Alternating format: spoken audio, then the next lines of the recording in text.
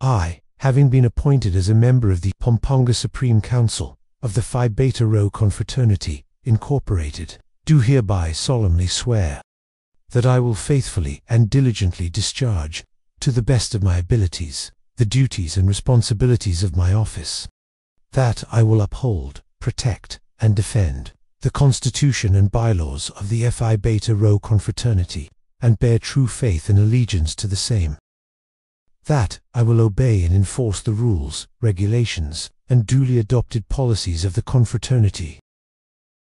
That I will actively participate in all official activities, programs, and initiatives of the confraternity, including those that may hereafter be adopted for the benefit of the organization, its members, and the community we serve.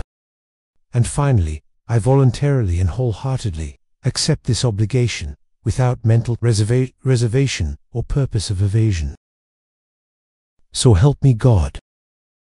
Kapatirang pinagbuklod ng iisang adhikain na nanatiling malakas sa bawat panahong tatahakin, kabutihan at makatulong ang minimithi sa mga kabataan ay magsisilbing binhi.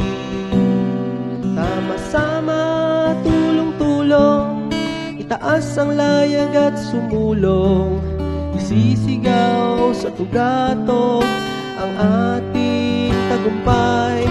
Sama-sama, tulong-tulong, itaas ang layag at sumulong, Phi Beta Rho, ikaw ay mabuhay.